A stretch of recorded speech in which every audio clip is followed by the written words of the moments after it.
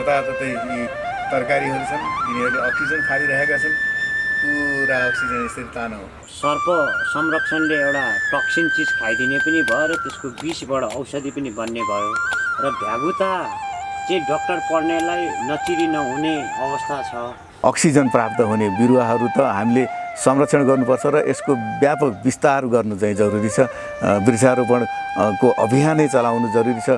प्रत्येकको घर घरमा चाहिँ यो वृक्षहरू एक वृक्ष कम्तीमा पनि हुनु जरुरी छ। त्यसमा पनि विशेष गरी पिपलको वृक्ष। एउटा खुट्टामा अर्को खुट्टा जोड्नु र नि माथि हात दुईटा जोड्नुले चाहिँ के महत्त्व राख्छ? यसले एउटा क्षमता विकास हुन्छ र तनाव मुक्त हुने चाहिँ अवस्था आउँछ र हामी कोरोनाबाट त्यति प्रसिद्ध हुनु चाहिँ पर्दैन। घर आँगनमा माथि छतमा बसेर एकाग्र एकचित्त भएर कुनै गमलामै भए पनि रुख बिरुवाहरू लगाउँ। तरकारीहरू हाम्रा चाहिँ यी करेसा बारीहरू छन्। अर्को भ्रामरी र उद्गीत प्राणायाम छन्। यो तनाव हटाउनको लागि चाहिँ त्यो दुईटा प्राणायामहरू चाहिँ गर्दै गर्नुभयो भने अवश्य पनि हामी चाहिँ त्यो हस्पिटलको बेडमा चाहिँ जान नपर्ने स्थिति आउँछ। 3 देखि 5 पटक भ्रामरी प्राणायाम गर्ने,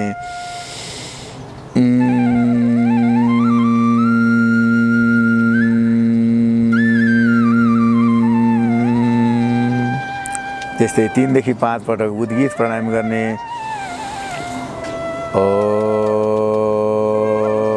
शरीरमा अक्सिजनको कमी भयो भने पनि, अक्सिजनको मात्रा कमी भयो भने पनि त्यो आलस्यपन आउँछ, जोस जागर हट्छ अनि विभिन्न किसिमका चाहिँ रोगहरूले आक्रमण गर्ने अवस्था आउँछ।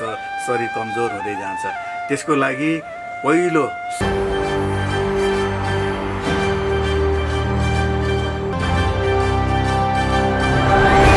दर्शकबिन नमस्कार अनि हार्दिक स्वागत छ गोर्खा लाइभ टिभीमा। म दीपक गुरुङ भने आज पनि हामी अहिलेको समसामयिक विषयमा विशेष कुराकानीका लागि जुटेका छौँ र हामी अहिले विशेष गरी प्राकृतिक संरक्षित समाजको चाहिँ यो प्राङ्गणमा छौँ। हामीसँग कुराकानीका लागि हुनुहुन्छ किशोर जोशी हुनुहुन्छ। उहाँ चाहिँ योगा शिक्षक हुनुहुन्छ, त्यसै गरी राष्ट्रिय योजना आयोगको सहसचिव पनि हुनुहुन्छ। विशेष गरी अहिले कृत्रिम रूपमा चाहिँ अक्सिजनको अत्याधिक अभाव भइरहेको छ। कोरोनाले विश्वलाई नै गाजिरहेको छ। यो सन्दर्भमा चाहिँ प्राकृतिक रूपमा नै अक्सिजनलाई चाहिँ कसरी बढाउन सकिन्छ, वृद्धि गर्न सकिन्छ भन्ने विषयमा हामी यो प्राकृतिक संरक्षित समाजको चाहिँ यो प्राङ्गणबाट नै हामी विशेष कुराकानी गर्दैछौँ। सरलाई चाहिँ सर्वप्रथम स्वागत गर्न चाहन्छु। सर नमस्कार, धन्यवाद दीपकजी। सबै दर्शक महानुभावहरूलाई नमस्कार। ओम। विशेष त तपाईँ योगा शिक्षक हुनुहुन्छ होइन? योगा शिक्षक पनि हुनुहुन्छ, प्राकृतिक को संरक्षण पनि गर्नुपर्छ भनेर तपाईँ लागि पर्नु भएको छ। त्यसै गरी उपसचिव पनि हुनुहुन्छ, एउटा निर्णय तहमा पनि हुनुहुन्छ र तपाईँले चाहिँ अलिकति पिपलको बोर्डलाई चाहिँ अलिकति जगेर्ना गर्नुपर्छ पनि भनिरहनु भएको छ। तपाईँ पिपलको बोर्डको ब्याकग्राउन्डबाट नै हामी बोलिरहेका छौँ। यो सन्दर्भमा चाहिँ अहिलेको यो विश्वव्यापी कोरोनाको महामारी छिमेकी मुलुक भारतमा बढेसँगै नेपालमा पनि दैनिक रूपमा चाहिँ दिन प्रतिदिन नेपालमा अब बिरामीहरू चाहिँ मृत्यु भइरहेको छ। अब विश्वको सिनेरी हेर्ने हो भने लगभग 15 करोडमा चाहिँ कोरोना भाइरस लागिसकेको छ। त्यसै गरी त्योभन्दा केही कम मात्रामा 13 करोड जति चाहिँ फेरि रिकभर पनि भएको अवस्था छ र नेपालमा पनि लगभग मर्नेको सङ्ख्या 3246 पुगेको छ भने विश्वमा हेर्ने हो भने 30 लाख भन्दा बढीको चाहिँ मृत्यु भइसकेको छ। नेपालको अहिलेको कोरोनाको अवस्थालाई चाहिँ कसरी हेर्नु भएको छ तपाईँले? हेर्नुहोस्, अब नेपालमा कोरोना गत वर्षदेखि नै विश्वमा आयो। त्यो सिलसिलामा नेपालमा सुरुमै लकडाउन, नेपाल सरकारले लकडाउन गरेर यसमा सतर्कता सुरुदेखि नै अपनायो र नेपाल एउटा हिमाली र पहाडी मुलुक। यसमा स्वभावैले हाम्रा सबै नागरिकहरू एउटा प्रकृति प्रेमी, प्रकृतिसँग चाहिँ घुलमिल भइरहेको र विभिन्न जडीबुटीहरू सेवन जानेर नजानेर सेवन गरिरहेको। त्यो हिसाबले हेर्दा गत वर्ष नेपालमा खासै यो कोभिडको प्रकोपले जति विश्वमा चाहिँ नेगेटिभ प्रभाव पार्यो त्यति चाहिँ पार्न सकेको थिएन। तर अहिले आएर विश्वमै यो नयाँ प्रकृतिका विभिन्न किसिमका चाहिँ भेराइटिजमा चाहिँ कोरोनाको प्रकोप बढिरहेको छ। यो अवस्थामा गत वर्षभन्दा बढी अलिकति सचेत किसिमले चाहिँ हामी नेपालीहरूले लिनुपर्ने अवस्था आएको छ र हामीले पहिल्यैदेखि भनिराखेकै हो कि हामी एउटा प्राकृतिक जीवनशैली अपनाउनु पर्दछ। यो कृत्रिम कारणले गर्दा चाहिँ हामी रोग प्रतिरोधी क्षमताहरू वृद्धि गर्न सक्दैनौँ, गुमाउँदै जान्छौँ। त्यसैले हामी यो प्राकृतिक रूपले इम्युन सिस्टम डेभलप गर्नुपर्छ भन्नेतर्फ चाहिँ हामीले अभियान चलाउँदै आएको र त्यसैको लागि योग अभ्यास लगायतका विभिन्न यो प्रकृति संरक्षणको माध्यमबाट अक्सिजनको मात्रा बढी प्राप्त हुने, रुख बिरुवाहरूको संरक्षण गर्ने र रुख बिरुवासँग र मानवसँगको एउटा प्रत्यक्ष जुन परम्परादेखि आएको सम्बन्ध छ त्यसलाई चाहिँ अझ सुमधुर गर्ने पर्छ भन्ने अभियानमा हामी लागिरहेका थियौँ। यो सिलसिलामा यो प्राकृतिक संरक्षण अभियानबाट चाहिँ जुन गरिराख्नु भएको छ त्यो एकदमै सराहनीय छ। हामी योग अभ्यास र आयुर्वेदको माध्यमबाट पनि यसमा चाहिँ लागिपरेका छौँ र यसमा चाहिँ सबै जुट्नु चाहिँ जरुरी छ। विशेष गरी अहिले नेपालमा पनि अक्सिजनको अभाव हुने सङ्केत देखिएको छ। छिमेकी मुलुक भारतमा त अक्सिजन नपाएर एउटा धेरै इन्टरनेटहरूमा चाहिँ एउटा एकदमै डरलाग्दो तरिकाले त्यहाँ मानिसहरूको मृत्यु भइरहेको छ। नेपालमा पनि अक्सिजनको अभाव हुने सम्भावनालाई चाहिँ कसरी निहाल्नुहुन्छ तपाईँ एउटा योगा शिक्षकको हिसाबले पनि, एउटा प्राकृतिक संरक्षणको एउटा व्यक्तित्वको हिसाबले पनि? अवश्य पनि अहिले जुन रूपमा हामी पहिले हाम्रा जीवनशैली थिए त्यो र अहिले हालसालै आएर विभिन्न किसिमको विकासको नाममा अथवा चाहिँ विभिन्न विकृतिहरू चाहिँ भएर एउटा चाहिँ नर्म्सको पालना नभएको हुनाले यो वातावरण विनाश, विभिन्न रुख बिरुवाहरू यो विकास निर्माणका कार्य हुँदाखेरिमा चाहिँ योजनाबद्ध नभएर जतापाछे चाहिँ हामीले चाहिँ डाँडाहरू खुइलाइरहेका छौँ र रुख कटानहरू गरिरहेका छौँ, भएका वृक्षहरूलाई चाहिँ ढालिरहेका छौँ। त्यसपछि त्यसको रिप्लेसमेन्ट चाहिँ गरेका छैनौँ।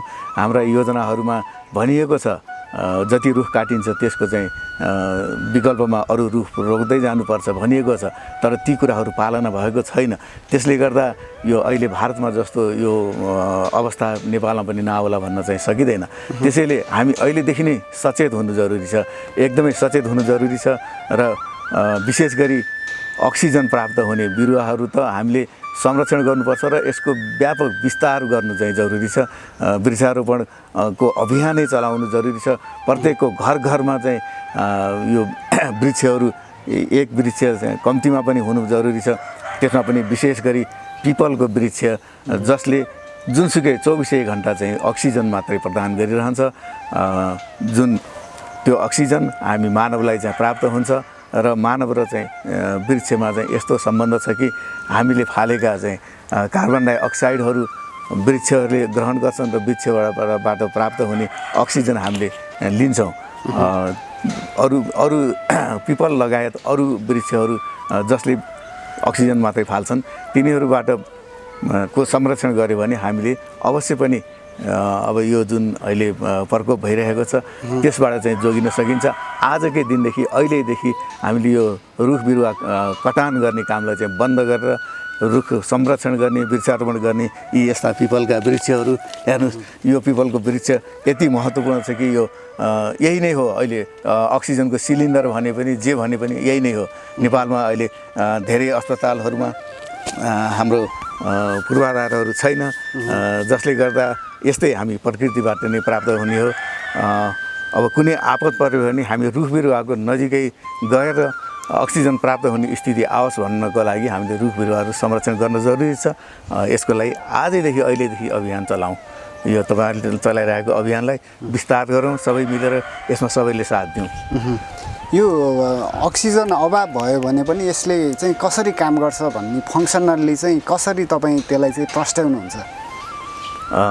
जब कोरोना भाइरस लगायत विभिन्न जीवाणुहरूको सङ्क्रमण शरीरमा हुन्छ त्यसले अहिले भनिएको छ कोरोना भाइरसको प्रत्यक्ष आक्रमण हाम्रो फोक्सोमै हुन्छ भनेर भनिएको छ र यसले फोक्सोलाई कमजोर बनाउँछ र फोक्सोलाई मजबुत गराउनको लागि हामीले वायुमण्डलमा भएका प्राणवायु जति सक्यो हामीले भित्र चाहिँ तान्न सक्नुपर्छ र भित्रको विकारहरूलाई चाहिँ बाहिर निकाल्नु पर्दछ।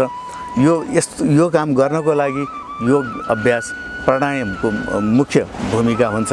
प्राणायाम गर्दा सामान्य अवस्थामा हामीले चाहिँ जुन श्वास प्रश्वास लिइरहेका छौँ 400 देखि 500 मिलिलिटरसम्म चाहिँ हाम्रो प्राणवायु शरीरभित्र पस्छ र जब हामी एकाग्र एकचित्त भएर चाहिँ प्राणवायुलाई हामीले शरीरभित्र चाहिँ तान्न चाहिँ बल गर्छौँ त्यति बेला 10 गुणासम्म यो वायुमण्डलमा भएको प्राणवायुलाई हामीले भित्र लिन सक्छौँ। यो वायुमण्डलमा विभिन्न कम्पोजिसन छ जहाँ नाइट्रोजन 79% हुन्छ, अक्सिजन 20% करिब भनिरहेको छु मैले। यसमा दशमलवतिर चाहिँ त्यति लिटरेचरहरूबाट चाहिँ विभिन्न किसिमका चाहिँ भइरहेको छ। त्यसैले अनि अनि त्यसपछि 0.04% चाहिँ कार्बन डाइअक्साइड यो हाम्रो इन्हेलेसनको बेला चाहिँ हामीलाई भित्र जान्छ। जब हामी चाहिँ बाहिर फाल्छौँ, बाहिर फाल्दा त्यो नाइट्रोजन जति लिएका थियौँ त्यति बाहिर जान्छ र जुन 20% चाहिँ अक्सिजन हाम्रो भित्र आएको थियो त्यसमध्ये 4% चाहिँ हाम्रो एब्जर्भ हुन्छ। त्यसले चाहिँ विभिन्न चाहिँ विकारहरूलाई चाहिँ प्युरिफाई गर्दै अनि जुन 0.4% कार्बन थियो त्यो चाहिँ 4.4% भएर बाहिर कार्बन डाइअक्साइड भएर बाहिर निस्कन्छ। यसरी हाम्रो अक्सिजन भित्र अवशोषित हुन्छ र त्यही अक्सिजनको मात्राले गर्दा हाम्रो फोक्सो मजबुत हुन्छ र हाम्रो जुन रोग प्रतिरोधी शक्ति हुन्छ त्यही क्षमताले गर्दा कोरोना भाइरस लगायत विभिन्न जीवाणु विषाणुबाट चाहिँ हामी जोगिन सक्छौँ। यस्तो कुरो प्राप्त हुनको लागि विशेष गरी पिपल लगायत अनि अरू वृक्षहरू को संरक्षण गऱ्यौँ भने जति वायुमण्डलमा चाहिँ हामीले प्राणवायु भित्र लिन्छौँ नि जति बढी लिन सक्यो त्यो प्रतिशत त त्यही नै हो, तर जति बढी लिन सक्यो बढी लिएपछि बढी मात्रामै अक्सिजन हाम्रो भित्र चाहिँ फोक्सोमा चाहिँ प्राप्त हुने भयो र जुन त्यसले चाहिँ रगत शुद्ध गराउनुको साथसाथै हाम्रो इम्युन सिस्टम पनि चाहिँ डेभलप गर्छ। त्यसैले हामीले गर्ने भनेकै वातावरण संरक्षण हो। अब अहिले आएर चाहिँ यो कृत्रिम रूपमा चाहिँ अक्सिजनका सिलिन्डर बढाउने गर्ने एउटा अहिले हेरियो भने रगत नपाएर मान्छेहरू चाहिँ मरिरहेका छन्। रगतको त डोनेसन हुन्छ के हुन्छ, अक्सिजनको चाहिँ त्यस किसिमको छैन। यो हामीले बोट वृक्षबाटै पाउने हो। त्यसैले यो बोट वृक्ष नै संरक्षण गर्नु चाहिँ जरुरी छ। यसमा चाहिँ सबै लाग्नु जरुरी छ र योग प्राणायाम ध्यान गर्न चाहिँ जरुरी छ। सरको योग ध्यान पनि अलिकति हामी हेर्छौँ। त्योभन्दा अगाडि चाहिँ एउटा मान्छेलाई चाहिँ दैनिक रूपमा बाँच्नका लागि चाहिँ कति अक्सिजन चाहिँ लिनुपर्ने रहेछ त्यसलाई कसरी आकलन गर्नुभएको छ? यो कति लिनुपर्छ मान्छेले चाहिँ अक्सिजन चाहिँ विशेष? अक्सिजनको मात्रा अब यति केजी उति केजी अब विभिन्न भनिएको छ। 16 केजी भनिएको छ दिनभरिमा 24 घन्टामा। तर अब यो चाहिँ जब वायुमण्डलमा चाहिँ एकदम शुद्ध प्राणवायु हुन्छ नि र हामी एकाग्र एकचित्त भएर होसपूर्वक भित्र चाहिँ प्राणवायु ल्याउँछौँ र भित्रको सबै विकारहरू बाहिर फाल्छौँ र जुन भ्याकेन्ट गर्छौँ नि अनि अक्सिजन पनि बढी चाहिँ प्राप्त हुन्छ। त्यो 16 भन्दा चाहिँ बढी चाहिँ हामीले प्राप्त गर्न सक्छौँ। चाहिने भन्दा बढी चाहिँ हामीले चाहिँ लिन सक्ने अवस्था चाहिँ हुन्छ। तर त्यही 16 केजी पनि प्राप्त नहुने अवस्था चाहिँ त यो वायुमण्डल प्रदूषणको कारणले भइरहेको छ। यसैले गर्दा यो संरक्षण गर्नुपर्छ भनिएको हो र जति सक्यो हामी श्वास एकाग्र एकचित्त भएर तान्ने र भित्रको विकारहरू निकाल्ने, फाल्न पनि सक्नु पर्यो। हामी चाहिँ यो धेरै कुरा दिँदैनौँ नि, सबै कुरा थुपारेर राख्छौँ, फोहोर पनि थुपार्छौँ। यस्ता चिजहरू चाहिँ फालिदियो भने सम्पत्ति पनि थुपार्छौँ। यस्ता चिजहरू बाहिर फालिदियो भने राम्रो चिज आएर बस्ने ठाउँ बन्छ, अक्सिजन आएर बस्ने ठाउँ बन्छ। त्यो ठाउँ हामीले चाहिँ विभिन्न विकारहरू चाहिँ राखिरहेका छौँ। त्यसैले यो प्राणायाम एकाग्र एकचित्त भएर चाहिँ योग ध्यान प्राणायाम चाहिँ गर्नु पनि जरुरी छ। विशेष त यो अहिले अक्सिजनको अभाव देखि नै सङ्केत देखिएको छ होइन। कलाकारदेखि लिएर चाहिँ मन्त्रीदेखि लिएर धेरै वरिष्ठ मान्छेहरूलाई पनि अहिले चाहिँ सर्वसाधारणदेखि लिएर सबैलाई चाहिँ कोरोनाले चाहिँ अलिकति बढी चापेको अवस्था छ। यदि अक्सिजन कमी भइहाल्यो भने विधिवत रूपमा घरमै बसेर चाहिँ अक्सिजन कमी हुँदा के गर्न सकिँदो रहेछ त्यसलाई तपाईँ एउटा योगा शिक्षकको हिसाबले पनि त्यो अलिकति देखाइदिनुहोस् न तपाईँले र भनिदिनुहोस् पनि। एकदम यो अहिले समसामयिक जिज्ञासा चाहिँ यहाँले राखिदिनु भयो।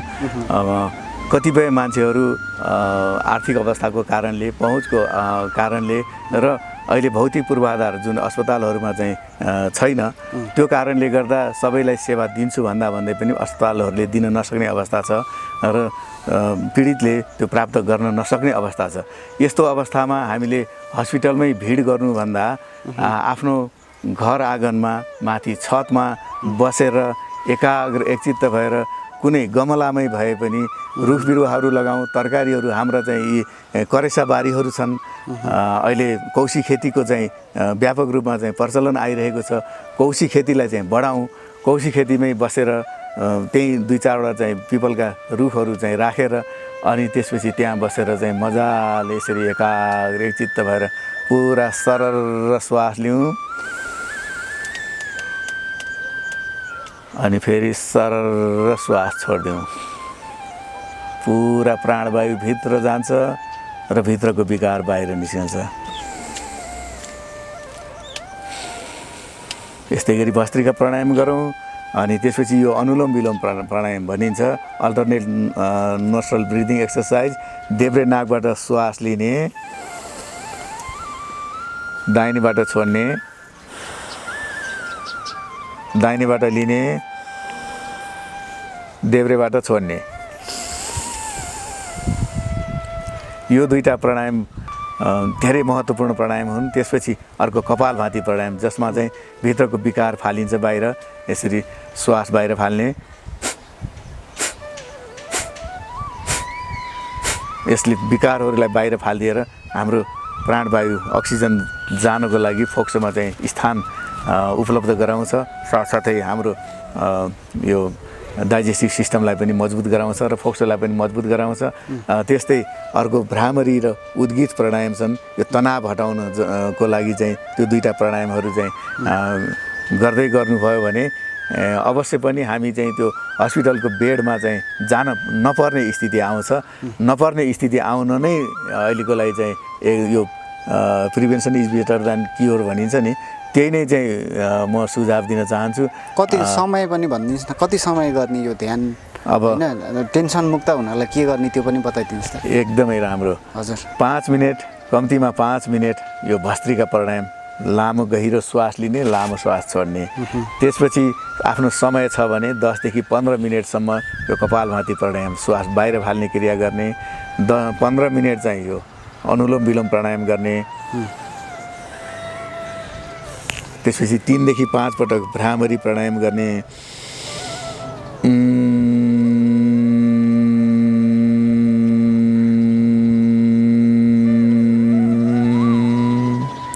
त्यस्तै 3 देखि 5 पटक उद्गीत प्राणायाम गर्ने।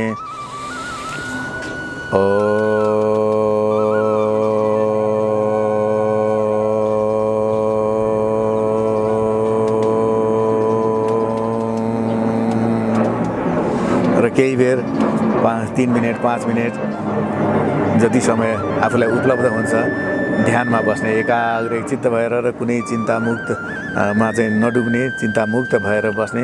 बिहान सबेरै विशेष गरी यो ब्रह्म मुहुर्तमा गर्नुभयो भने 24 घण्टाको लागि चाहिँ आफूलाई ऊर्जा प्राप्त हुन्छ। ब्रह्म मुहुर्तको बेला बिहान 4 बजे उठेर आफ्नो शौचादि क्रियाहरू गरेर यहाँले 1-1.5 घण्टाको समय योगलाई छुट्याइदिनु भयो।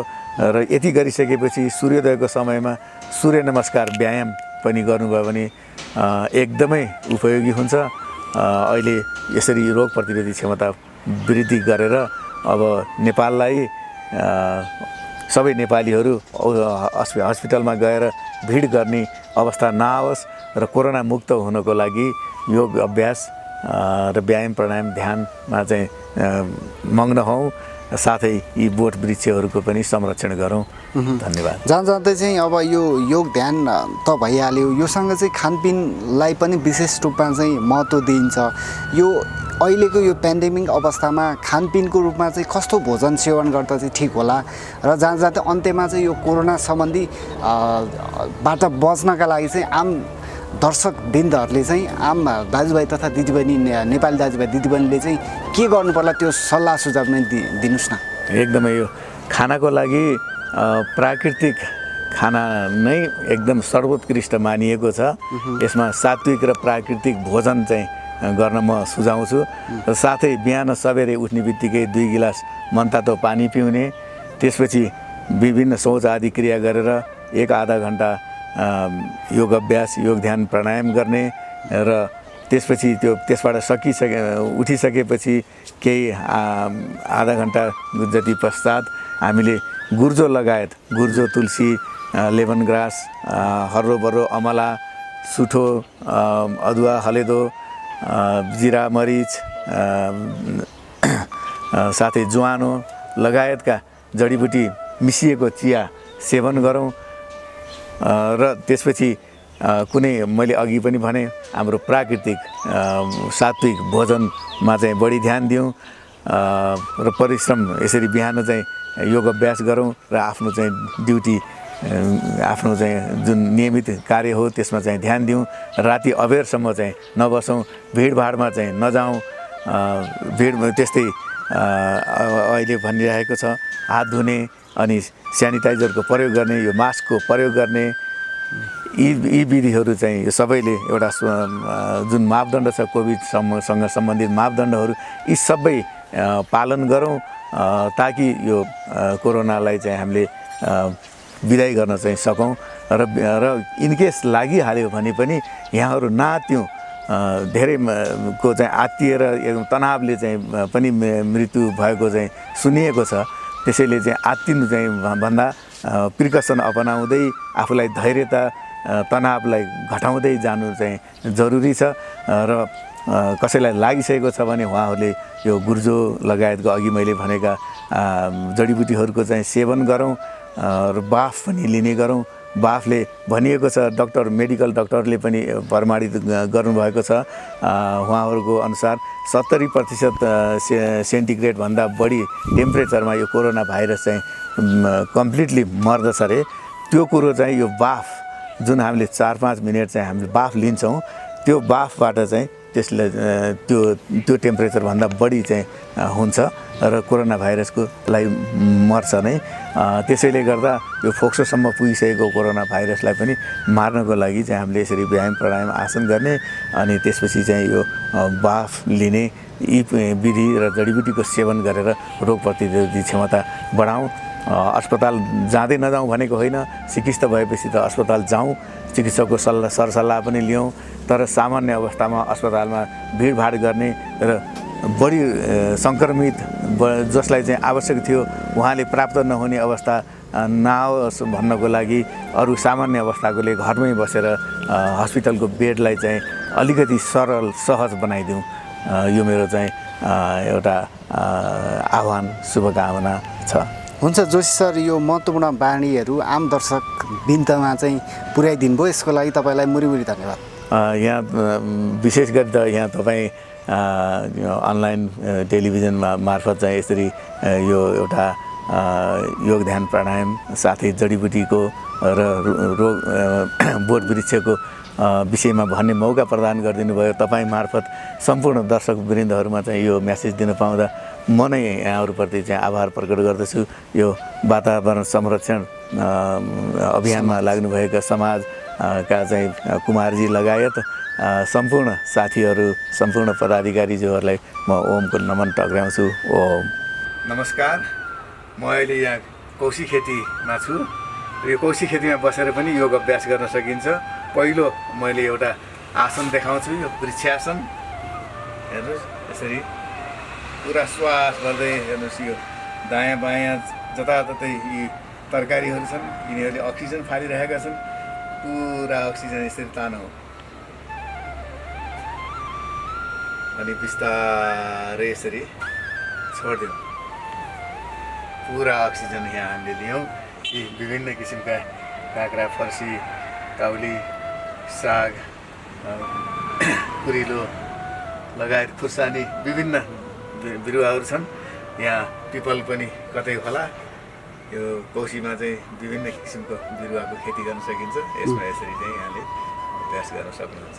खुट्टाले चाहिँ के महत्त्व राख्छ? यो खुट्टा, एउटा खुट्टामा अर्को खुट्टा जोड्नु र नि माथि हात दुईटा जोड्नुले चाहिँ के महत्त्व राख्छ? यसले एउटा वृक्षको सङ्केत गरेको हो। हामी बोट बिरुवा र हामी बिच चाहिँ एकदमै राम्रो सुमधुर सम्बन्ध छ भनेर देखाउनको लागि गरिएको हो।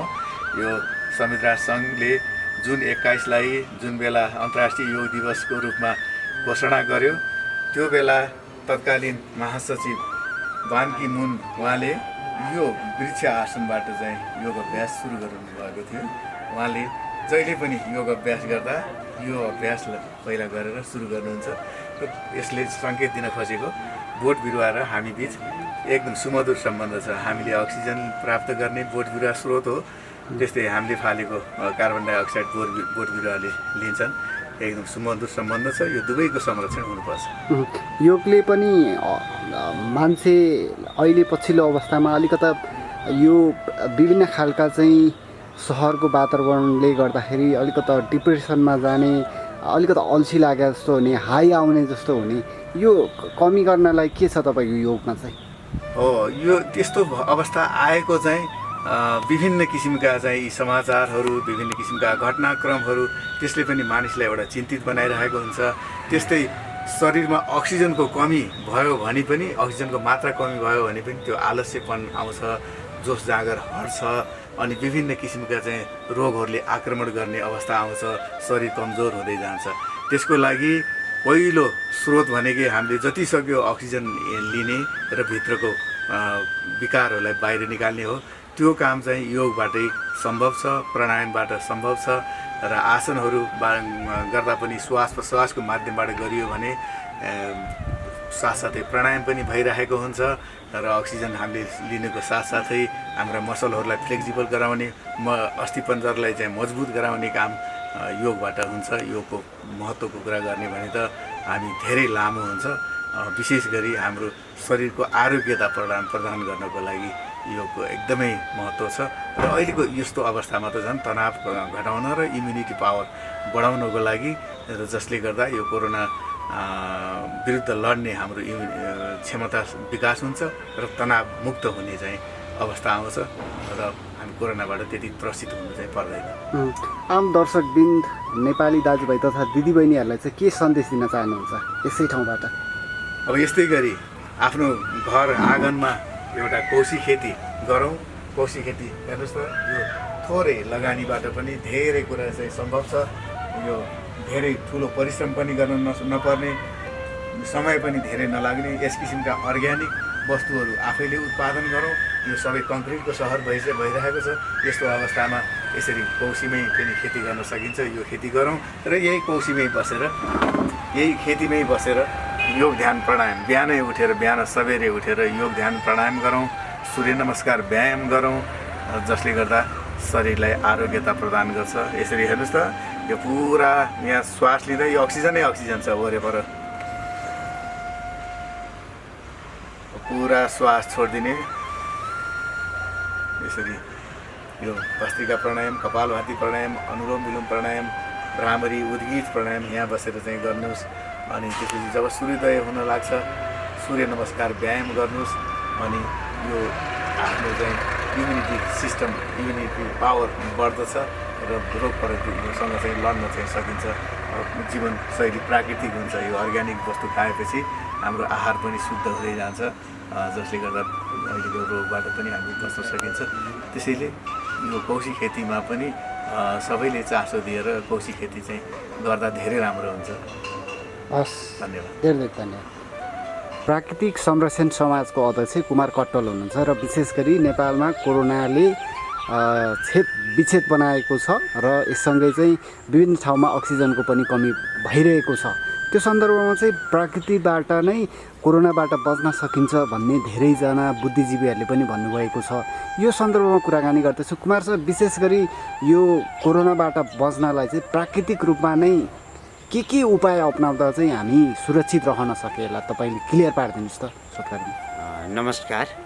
सर्वप्रथम त सम्पूर्ण यस च्यानलका साथी प्लस सम्पूर्ण हाम्रो टिम र यो देशमा अहिले कोरोनाबाट जसरी भयभीत अवस्था आइरहेको छ, योभन्दा अझै भयभीत हुन्छ। त्यसकारण अब हामीले सक्दो बढी हरियाली, किनकि कोभिड लाग्ने मान्छेलाई अक्सिजन अभाव हुन्छ र काठमाडौँ अक्सिजन अभावको सिटी हो, कङ्क्रिट सिटी भन्दा हुन्छ।